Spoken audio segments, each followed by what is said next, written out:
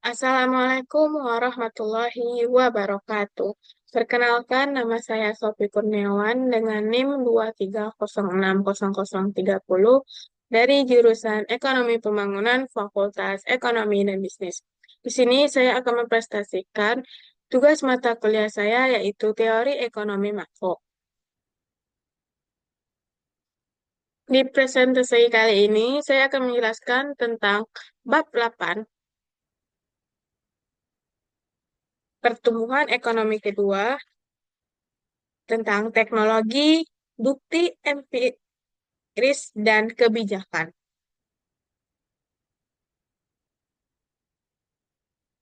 Next. Kemajuan teknologi dalam model Solow. Model Solow tidak menjelaskan kemajuan teknologi, tapi menganggapnya sebagai hal pasti dan menunjukkan bagaimana interaksi dengan variabel dalam proses pertumbuhan ekonomi. Nah, sedikit aku jelasin.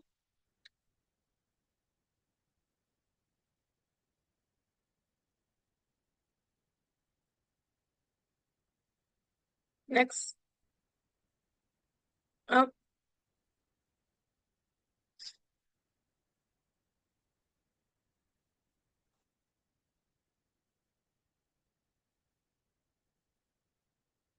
mengenai modal solo, mengasumsikan hubungan yang tidak berubah antara input modal dan tenaga kerja serta output barang dan jasa.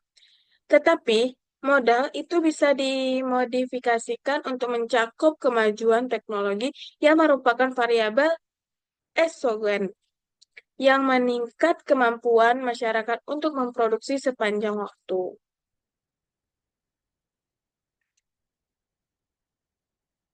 Nah, dalam kemajuan teknologi dapat dalam modal solo itu ada tiga, ada beberapa yang harus kita ketahui. Next. Nah, ada 5 pertanyaan untuk memeriksa bagaimana kebijakan publik suatu negara dapat mempengaruhi tingkat dan pertumbuhan standar kehidupan warga negara. Kita harus menanyakan 5 pertanyaan.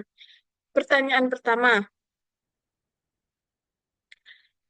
apakah sebaiknya masyarakat menabung lebih banyak atau sedikit? Jawabannya itu jumlah tabungan yang optimal tergantung pada kondisi ekonomi dalam situasi ketidakpastian. Ekonomi atau inflasi yang tidak menabung lebih banyak bisa menabung masyarakat mengatasi ketidakpastian di masa depan. Namun, dalam ekonomi yang stabil, menabung terlalu banyak bisa mengurangi konsumsi dan menghambat pertumbuhan ekonomi. Sebaiknya jika menabung terlalu sedikit, masyarakat bisa merentang terhadap krisis atau kebutuhan mendesak. Pertanyaan kedua, bagaimana kebijakan dapat mempengaruhi tingkat tabungan? Jadi, kebijakan fiskal atau moneter mempengaruhi tingkat tabungan. Misal, suku bunga yang lebih tinggi mendorong masyarakat menabung lebih banyak karena imbal hasil tabungan lebih menarik. Sebaliknya, kebijakan pajak yang memberikan insentif, maaf, saya ulang lagi, itu kebijakan pajak yang memberi insentif untuk menabung seperti potongan pajak untuk tabungan pensiun bisa meningkatkan motivasi masyarakat untuk menabung. Program studi untuk pendidikan, kesehatan, pensiun juga mengurangi pertumbuhan menabung dalam jangka panjang karena pemerintah menyediakan jaringan pengamanan sosial. Pertanyaan ketiga, apa beberapa tipe investasi yang kebijakannya sebaliknya mendorong? Jadi, kebijakan dapat mendorong investasi di sektor yang strategi dan mendukung pertumbuhan ekonomi berkelanjutan seperti yang pertama, infrastruktur. di mana itu menjelaskan bahwa investasi di infrastruktur publik, transportasi, energi, telekomunikasi dapat meningkatkan produktivitas dan mendorong pertumbuhan ekonomi. Yang kedua, inovasi dan teknologi. Nah, investasi dalam riset dan pengembangan R&D itu teknologi informasi dan industri berteknologi tinggi, mendukung kemajuan teknologi dan mendukung kemajuan teknologi. Dan yang ketiga itu grant investment. Itu di mana investasi rahmah. Mau ulang lagi itu adalah investasi grant investment. Itu investasi ramah lingkungan seperti energi terbarukan dan teknologi rendah korban. Sebaiknya didorong untuk menghadapi perubahan iklim. Yang keempat itu pendidikan dan keterampilan. Nah, investasi dalam pendidikan tinggi dan pelatihan keterampilan meningkatkan daya saing tenaga kerja. Nah, pertanyaan yang keempat itu apa maaf, apa institusi yang memastikan sumber-sumber daya ekonomi dimanfaatkan sebaik-baiknya?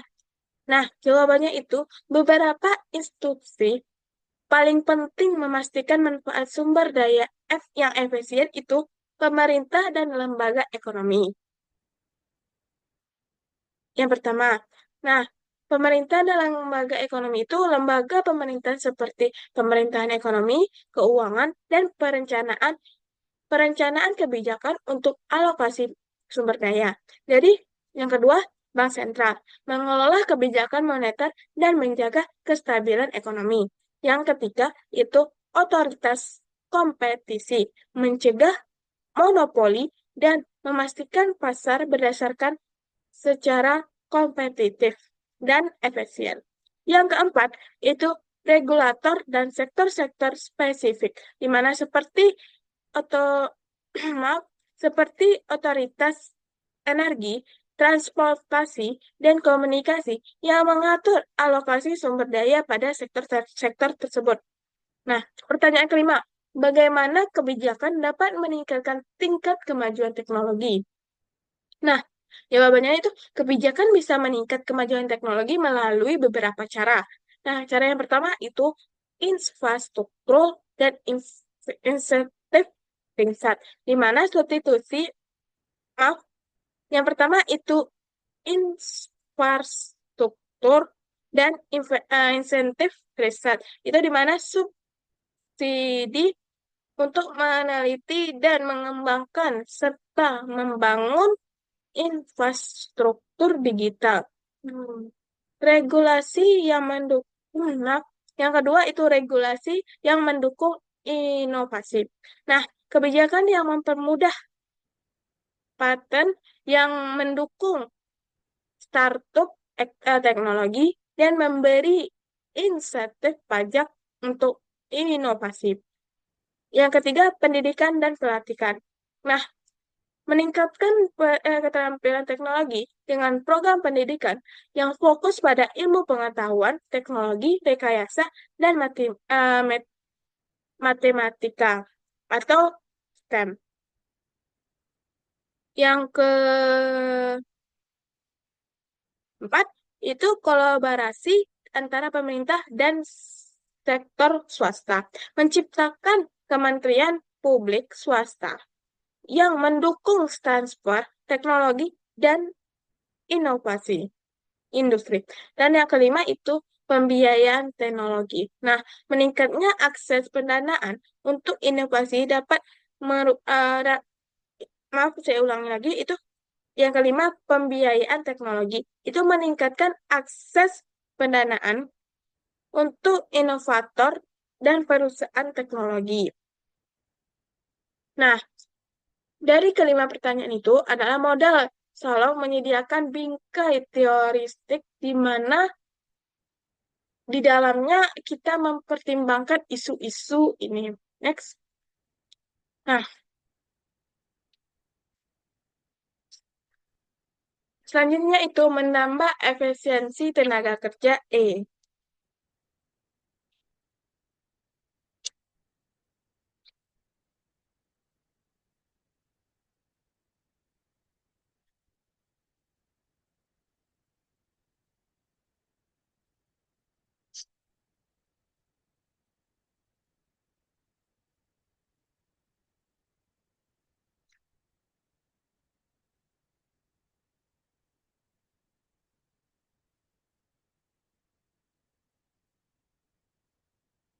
menambah efisiensi tenaga kerja E. Untuk memasukkan kemajuan teknologi, fungsi produksi sekarang ditulis sebagai Y sama dengan F, buka kurung K, L, F, E. Di mana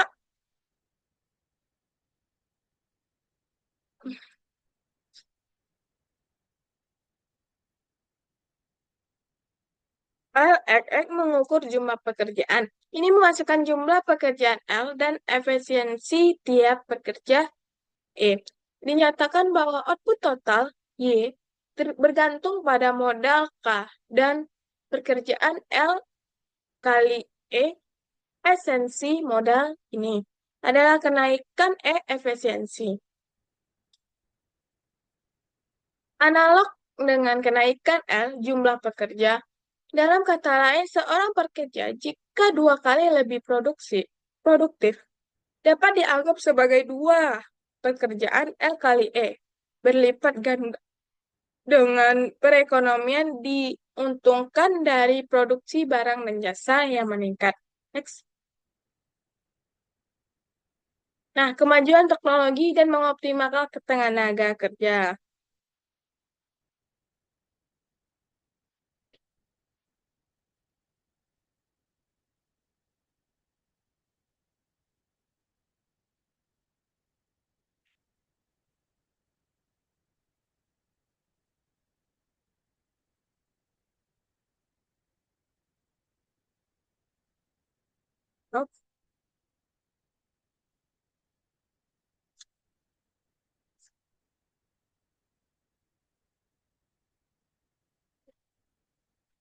Nah, kemajuan teknologi yang mengoptimalkan teknologi kerja itu kemajuan teknologi menyebabkan E tumbuh pada tanggal G. Maaf, tingkat G. Dan L tumbuh pada tingkat N. Jadi jumlah pekerja L kali E itu tumbuh pada tingkat N ditambah G. Sekarang perubahan persediaan modal per pekerjaan itu segitiga K sama dengan I kurang tambah N ditambah G tutup kurung K, di mana I sama dengan S F buka kurung K.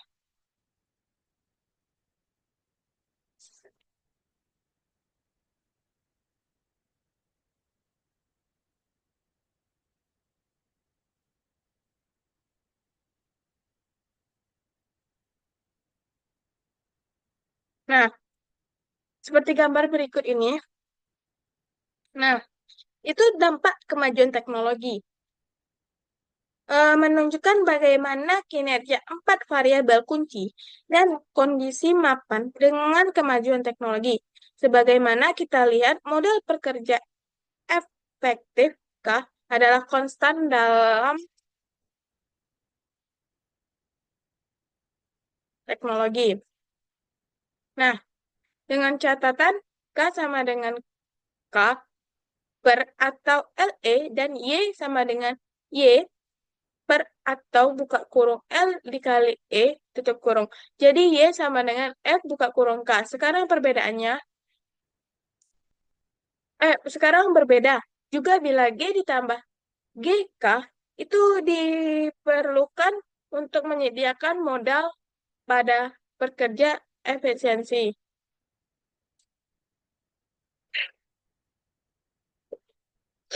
Nah, nah, dalam kondisi mapan, karena Y sama dengan F buka kurung K, maka output per pekerja efektif juga konstan variabel ini yang memajukan kuantitas per pekerjaan efektif yang stabil pada kondisi mapan. Berdasarkan informasi ini, kita juga dapat menduga apa yang akan terjadi dengan variabel lain yang tidak menyatakan per pekerjaan efisientif. Sebagaimana contoh, perhatikan output per pekerja aktual Y per L sama dengan Y sama dengan E. Karena Y konstan, pada keadaan yang stabil dan E tumbuh sebesar G, output per pekerja juga harus tumbuh sebesar G pada keadaan yang stabil. Demikian pula total output perekonomian adalah Y sama dengan Y buka kurung E kali L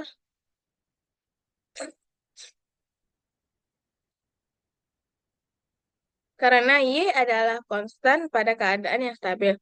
E tumbuh pada tingkat G dan L tumbuh pada tingkat N. Maka output total tumbuh sebesar N ditambah G. Nah,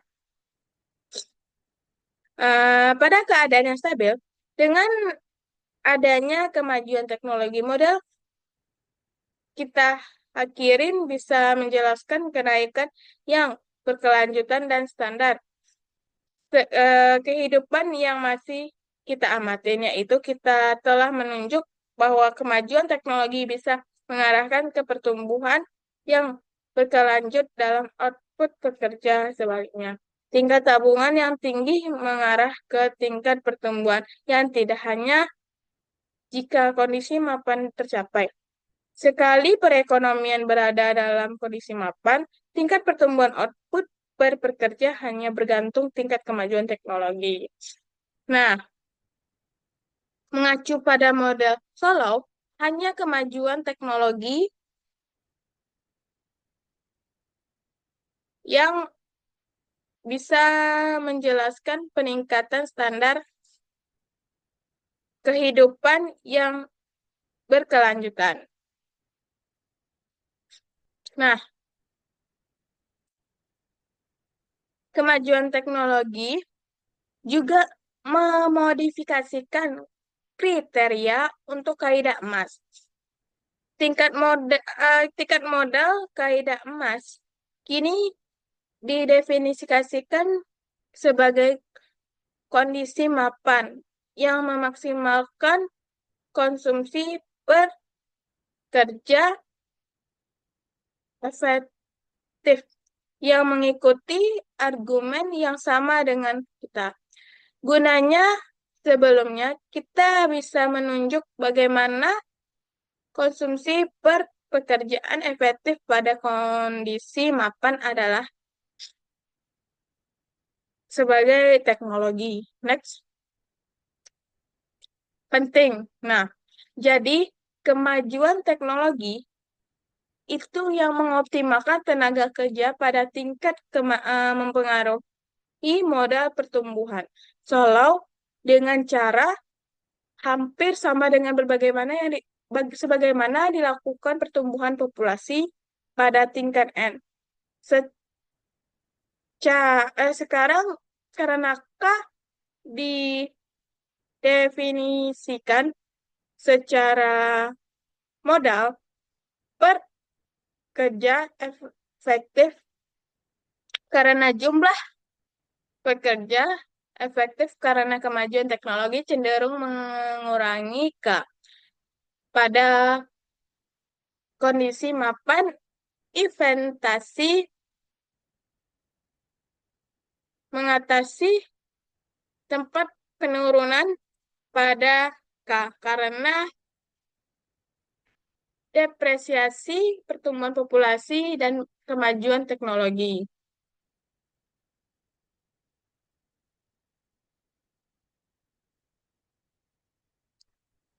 Jadi, next.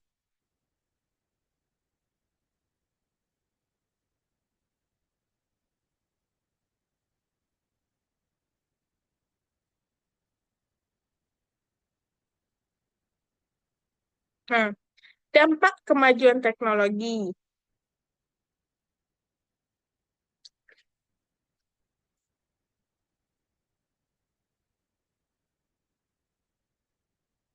Modal per bekerja efektif adalah konstan pada kondisi mapan karena Y sama dengan F buka kurung K tutup kurung output per pekerja efektif juga konstan, namun efisiensi tingkat pekerja aktual tumbuh pada tingkat G. Jadi output per kerja, buka kurung Y per L sama dengan Y, X, E, tutup kurung juga tumbuh pada tingkat G. Output total juga sama dengan Y kali buka kurung E kali L tutup kurung tumbuh pada tingkat N ditambah G. Nah, seperti gambar situ, gambar berikut itu hanya kemajuan teknologi dapat menjelaskan pertumbuhan berkelanjutan dan kenaikan standar kehidupan berkelanjutan.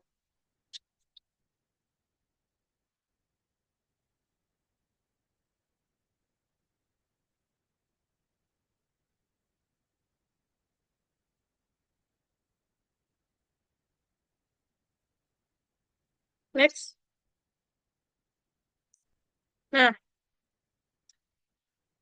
mengenal kemajuan teknologi juga memodifikasikan kriteria untuk kaidah emas. Tingkat modal kaidah emas itu sekarang didefinisikan sebagai kondisi mapan yang memaksimalkan konsumsi per pekerja efektif. Jadi, kita dapat menunjuk bahwa konsumsi kondisi mapan per pekerja efektif adalah C bintang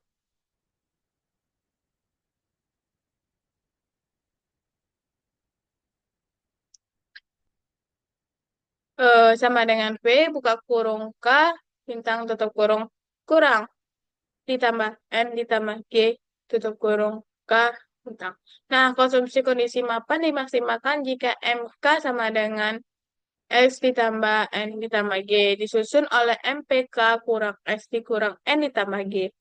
Yakin, pada tingkat modal kaidah emas, produksi marginal modal neto MPK S sama dengan tingkat pertumbuhan output total N ditambah G karena mereka berekonomi aktual mengalami baik pertumbuhan populasi dan kemajuan teknologi.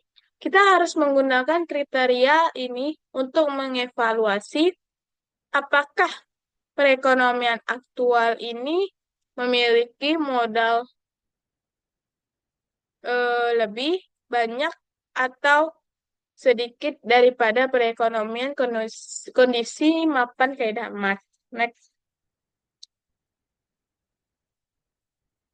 Nah, tingkat pertumbuhan kondisi mapan pada model Solo dengan kemajuan teknologi.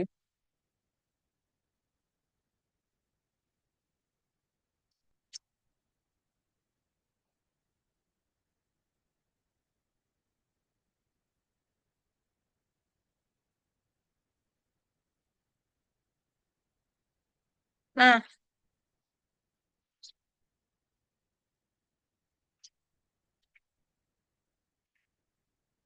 di mana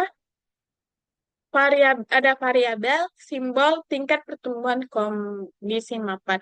Variabel itu ada modal per pekerja efisientif, output pekerja efektif, output pekerja per pekerjaan, output total. Sedangkan simbolnya itu dari modal per pekerjaan efektif itu K sama dengan K per E dikali L tutup kurung. Out, eh, simbol dari variabel output per pekerjaan efektif itu Y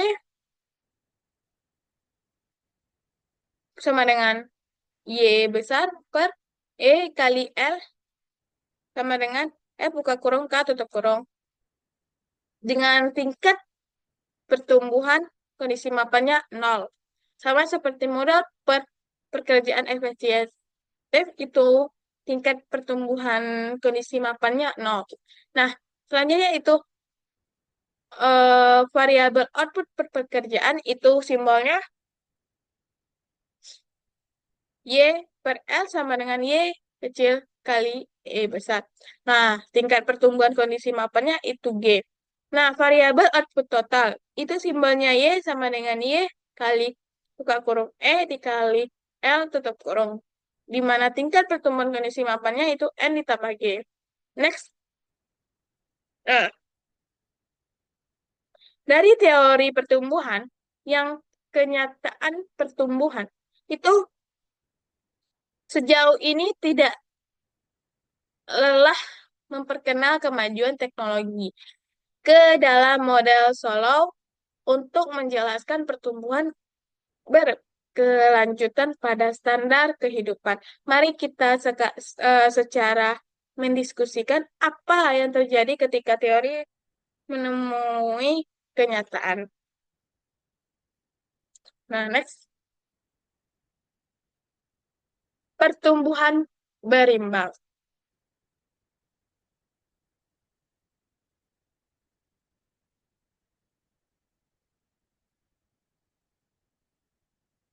Nah, menurut model Solow, kemajuan teknologi menyebabkan nilai banyak variabel untuk naik bersama pada kondisi manfaat. Sifat ini disebut dengan pertumbuhan berimbang atau balance growth. Nah, bekerja dengan baik dalam mendepresikan data jangka panjang bagi perekonomian AS. Yang pertama, itu pertimbangan output per pekerja Y atau L dan penyediaan modal per pekerjaan K per L itu keduanya mau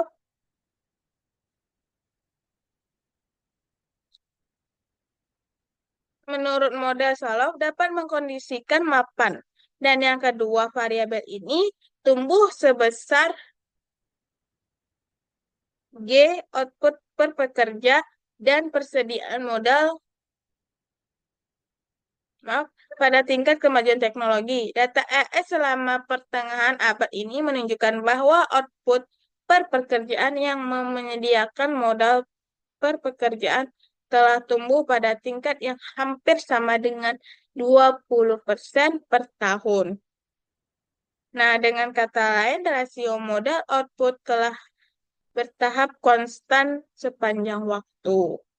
Jadi, pada kondisi mampat output per pekerja Y atau per L itu dengan persediaan modal per kerja KL. Yang keduanya itu pertumbuhan ada tingkat G, yang adalah tingkat kemajuan teknologi. Ini konsisten dengan data Amerika Serikat, di mana G bernilai sekitar 2% secara konsisten sejak 50 tahun yang lalu.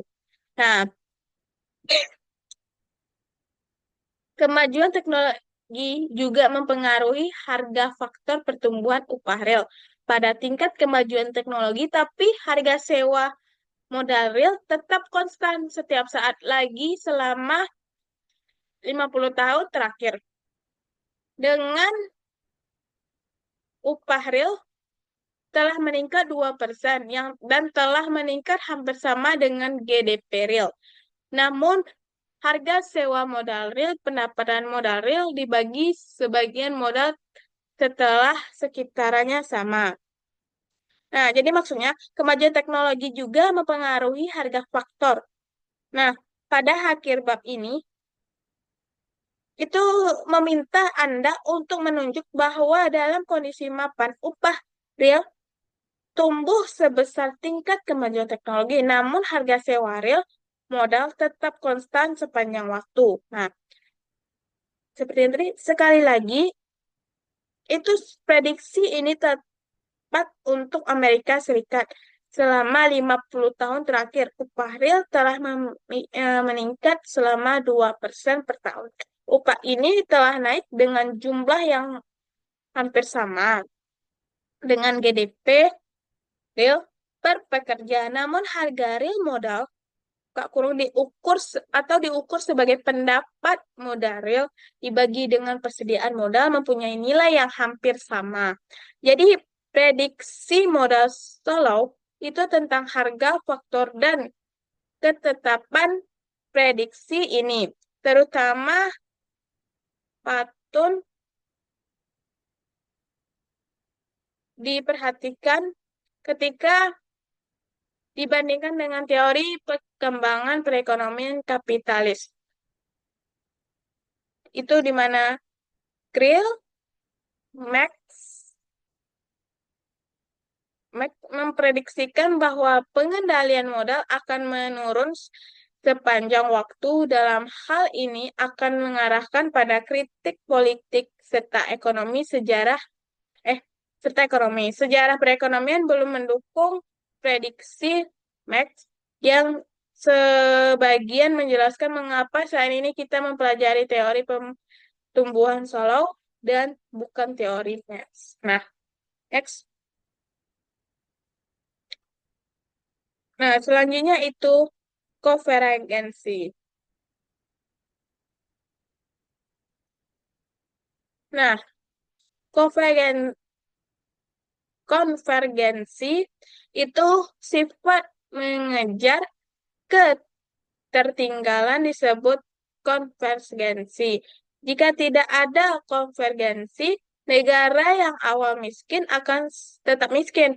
Jadi modal Solow membuat prediksi tentang kapan konvergensi akan terjadi. Menurut model, apakah dua perekonomian akan bertemu bergantung pada mengapa mereka berada pada awal, yaitu tingkat tabungan, tingkat pertumbuhan populasi, dan akumulasi rumah yang kapital.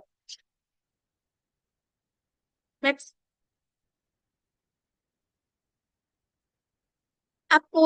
perbandingan antara akumulasi faktor sama efisiensi produksi. Perbedaan pendapat antara hasil dari berikut itu, yang pertama itu faktor produksi seperti kuantitas modal fisik atau huma kapital. Nah, yang kedua, efisiensi dalam penggunaan faktor produksi. Secara sederhana, pekerja di negara miskin tidak memiliki alat dan keterampilan, atau mereka tidak memanfaatkan alat dan keterampilan yang secara optimal. Next. Nah, pertanyaan kuncinya itu dalam model Solow, itu pertanyaan sentralnya adalah apakah kesejahteraan besar antara kaya dan miskin disebabkan oleh perbedaan akumulasi modal atau perbedaan fungsi produksi. Nah, jadi pertanyaan kuncinya itu adalah akumulasi modal atau perbedaan fungsi produksi. Nah, next itu tentang tingkat tabungan, penentuan tingkat modal, dan output kondisi mapan. Sifat tingkat tabungan tertentu menghasilkan kondisi mapan kaidah emas yang memaksimumkan kondisi pekerjaan. Mari kita gunakan kaidah emas untuk menganalisis tingkat tabungan Amerika Serikat. Nah, perbandingannya itu membandingkannya itu produk marginal modal neto dari depresiasi. Itu di mana MPK kurang F. Jadi, sedangkan tingkat pertumbuhan output total itu N ditambah G. Jadi, ingat bahwa pada kondisi mapan kaidah emas itu digabungin menjadi MPK kurang S sama dengan N ditambah G. Next. Nah, jika perekonomian beroperasi dalam modal lebih banyak daripada kondisi mapan kaidah emas, maka MPK dikurang S besar dari N ditambah G tutup kurung. Jumlah modal pada kondisi mapan kaidah emas jika perekonomian beroperasi dengan modal lebih sedikit daripada kondisi mapan kaidah emas. Maka MPK dikurang S besar dari N ditambah G. Next. Nah,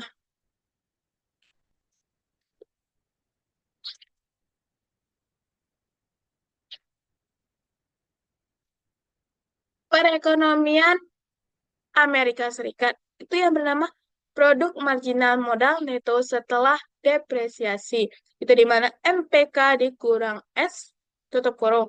Tingkat pertumbuhan output total. Di mana N ditambah G. Untuk membuat perbandingan ini, di perekonomian Amerika Serikat atau AS, kita perlukan penafsiran tingkat pertumbuhan output buka kurung N ditambah G tutup kurung dan produk marginal modal neto buka kurung MPK dikurang S tutup kurung. GDP AS tumbuh sekitar 3% per tahun. Jadi N ditambah G itu misalnya sama dengan 0,03. Kita dapat menafsir produk marginal modal neto dari fakta-fakta berikut. Next. Nah, yang pertama, persediaan modal sekitar 2,5 kali GDP satu tahun atau K sama dengan 2,5 Y. Nah, yang kedua itu depresiasi modal sekitar 10% GDP atau DK sama dengan 0,1 Y. Yang ketiga,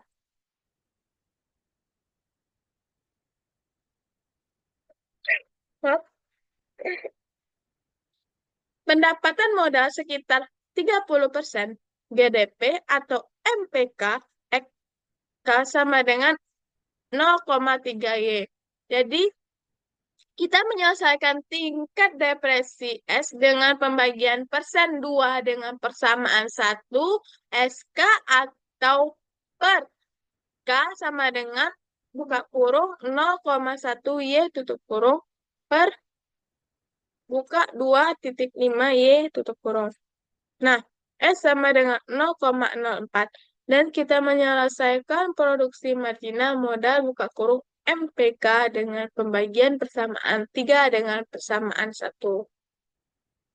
MPK X K tutup kurung per atau K adalah 0,3 Y tutup kurung. Jadi dibagi atau per 2,5 Y tutup kurung. Jadi MPK-nya dapat jadi 0,12. Nah, jadi sekitar 4% persediaan modal terdepresiasikan tiap tahun dan produk marginal modal sekitar 12% per tahun. Produk marginal modal neto MPK dikurang D sekitar 8% per tahun. Next.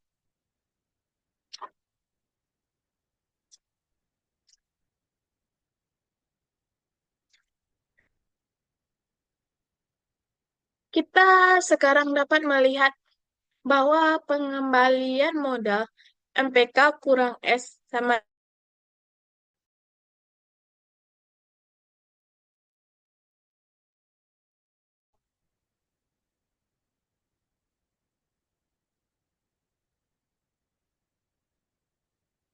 Nah, lanjut.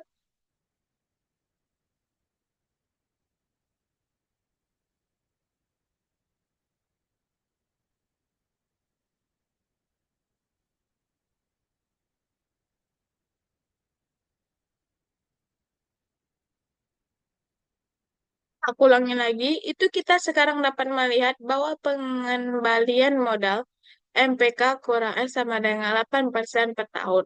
Jauh di atas tingkat pertumbuhan perekonomian. Buka kurung N ditambah G sama dengan 3% per tahun. Ini mengidentifikasikan bahwa persediaan modal pada perekonomian adanya jauh di bawah tingkat kaidah emas. Jadi, kata lain, jika Amerika Serikat menabung dan menginvestasi bagian yang lebih banyak daripada pendapatannya, ia akan tumbuh lebih cepat dan akhirnya mencapai kondisi mapan dengan konsumsi lebih tinggi. Nah, next. Nah, mengubah tingkat tabungan.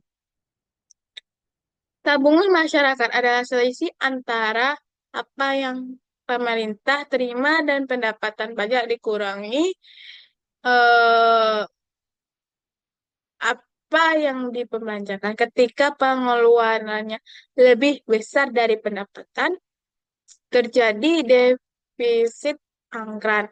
Sedangkan ketika pengeluaran kecil dari pendapatan, terdapat surplus anggaran. Jadi tabungan swasta adalah tabungan yang dilakukan rumah tangga dan perusahaan. Jadi menurut modal eh, kalau beberapa barang negara menabung dan berinvestasi adalah determina penting dari standar kehidupan kedudukan. Mari kita mulai diskusi tentang kebijakan ini dengan pertanyaan, apakah tingkat tabungan dalam perekonomian Amerika Serikat selalu rendah dan terlalu tinggi atau sudah tepat? Sebagaimana telah kita ketahui, tingkat tabungan menentukan tingkat modal dan output pada kondisi mapan atau disebut steady stand atau suatu tingkat tabungan menentukan penghasilan kondisi mapan kaidah emas yang akan memaksimalkan konsumsi pekerja sekaligus kesejahteraan teknologi mapan. Kaidah emas yang akan memaksimalkan konsumsi kerja sekaligus kesejahteraan ekonomi. Kaidah emas memberikan tolak ukur yang bisa dibandingkan dengan perekonomian AS. Nah, untuk memutuskan apakah perekonomian AS berada pada di atas atau di bawah kaidah emas, kita perlu membandingkan produk marginal modal setelah depresiasi MPK dengan tingkat pertumbuhan output total ke kurung N ditambah G tutup kurung. Kita tahu bahwa pada kondisi mapan kaidah emas, itu MPK dikurang S sama dengan N ditambah G. Kita perekonomian beroperasi dan modal lebih kecil daripada kaidah emas, maka produksi marginal. Dan kita menurut menyatakan bahwa MPK dikurang S besar dari N ditambah G itu dalam hal ini menaikkan tingkat tabungan secara berhadapan apakah peningkatan akumulasi modal yang mengarah ke kondisi mapan dan konsumsi yang lebih tinggi buka kurung meskipun konsumsi akan lebih rendah untuk sebaliknya transaksi menunjukkan kondisi mapan yang baru. Di sisi lain, jika perekonomian beroperasi yang terlalu banyak modal, maka MPK kurang S kecil dari N ditambah. Pada kasus ini, akumulasi modal akan berlebihan. Menurut tingkat tabungan akan meningkatkan eh, konsumsi untuk saat ini dan akan datang. Next,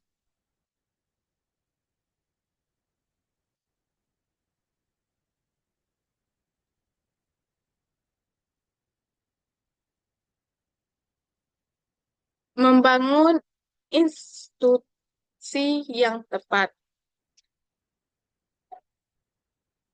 Nah, negara-negara mungkin memiliki berbagai tingkat produktivitas sebagai yang karena mereka memiliki berbagai institusi yang mengatur alokasi sumber daya mereka yang langka.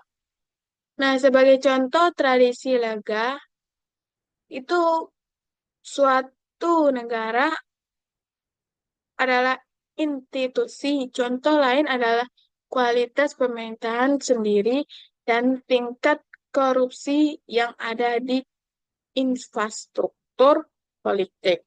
Nah, seperti yang telah eh, didiskusikan sebelumnya,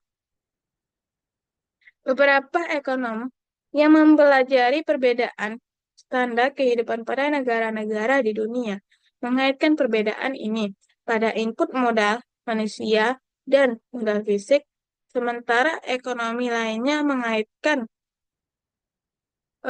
produktivitas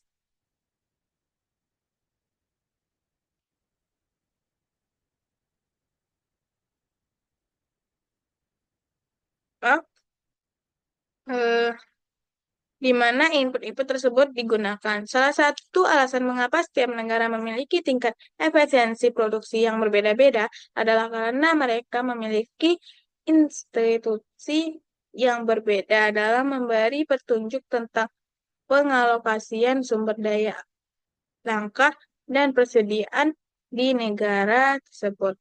Menciptakan institusi yang tepat penting agar kita dapat memastikan sumber daya yang tersedia dialokasi sebaik-baiknya.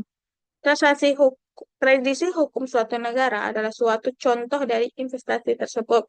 Beberapa negara seperti Amerika Serikat, Australia, India, dan Singapura merupakan daerah bekas kolonial Inggris dan karena memiliki sistem hukum dan gaya Inggris, negara-negara lain seperti Italia, Spanyol, dan banyak negara di Amerika Latin memiliki tradisi hukum yang berasal dari Kode Napoleonik Prancis.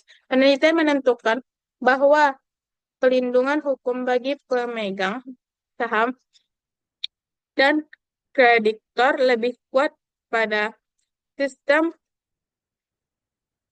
hukum yang gaya Inggris daripada sistem dengan gaya Prancis.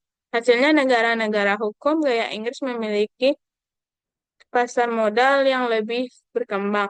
Selanjutnya negara dan pasar modal yang berkembang mengalami pertumbuhan yang lebih cepat karena lebih mudah bagi perusahaan kecil atau pertumbuhan baru yang membiayai proyek investasi sehingga terjadinya alokasi yang lebih efisien pada modal negara tersebut. Nah, perbedaan institusi penting lainnya terjadi antar negara. Jadi adalah kuantitas dari pemerintahan negara itu sendiri. Suatu pemerintahan yang ideal harus memperlakukan secara tangan yang menolak. Helping hand. Jadi pada sistem pasar pelindungan hak milik pelaksanaan memperjanjikan yang tidak disetujui.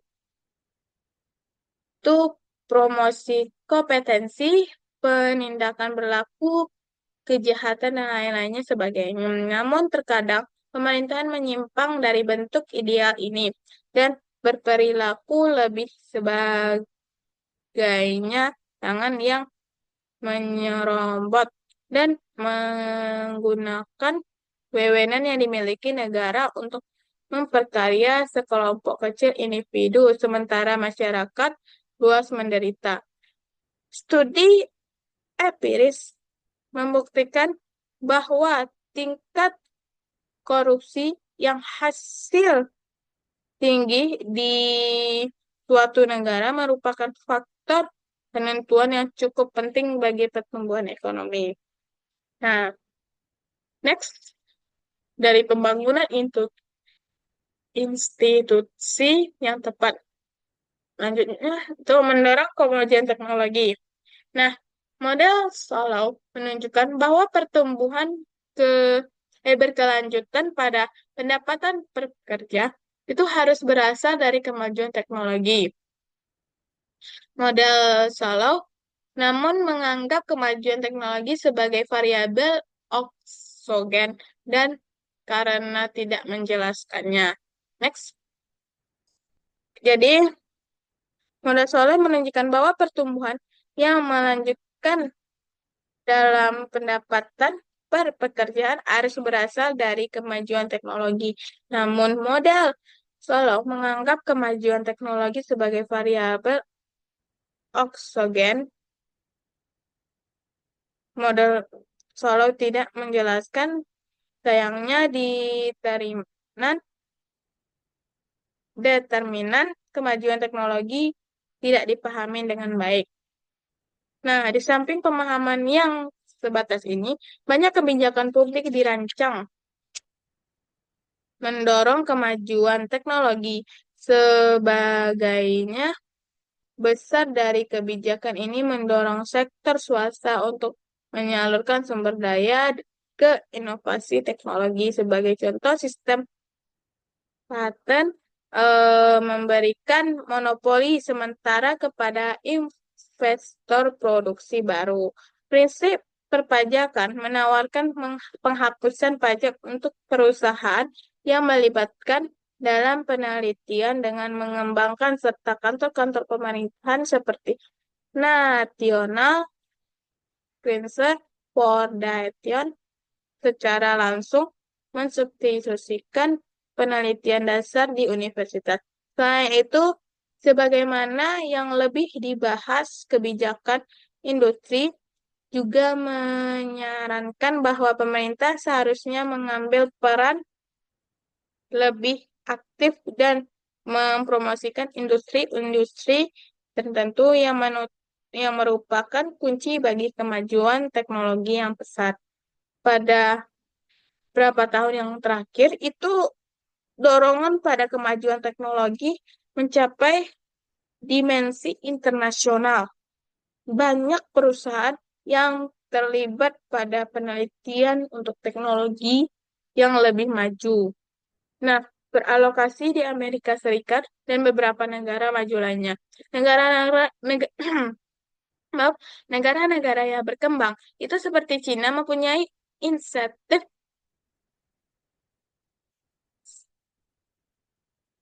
mempunyai inisiatif untuk mencapai penumpang bebas. Pada hasil penelitian ini dapat tidak secara tegas menegakkan hak milik intelektual, maksudnya perusahaan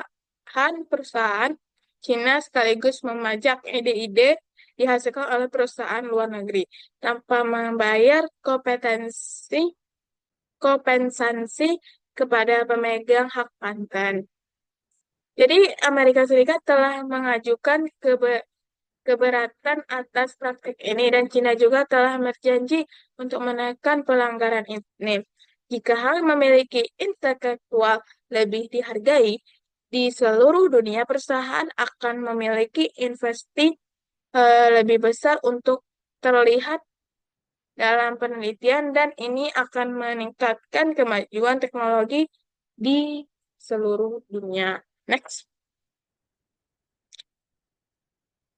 Di luar model Solow, teori pertumbuhan Odegen.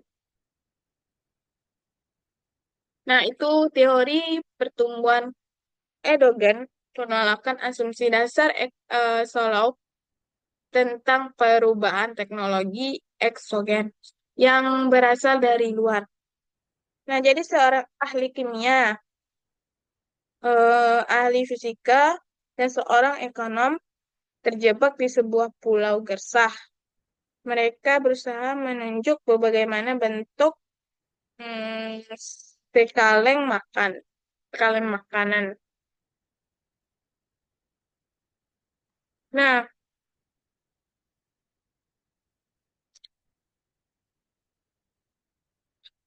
panaskah kaleng itu di atas api sampai meledak? Kata ahli kimia. Jangan-jangan kata para fisika, jauhkan saja kaleng itu ke atas batu dan puncak pohon yang tinggi.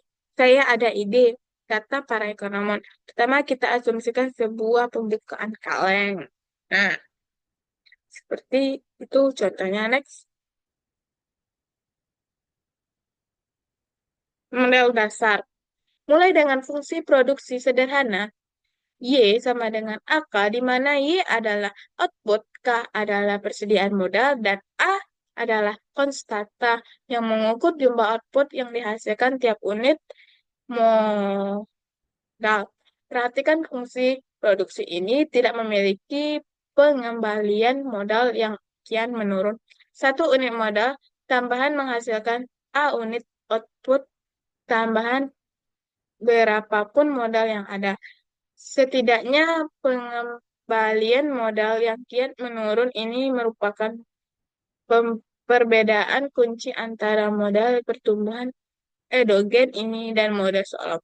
Kita menggambarkan akumulasi modal dengan persamaan yang mirip dengan telah kita gunakan.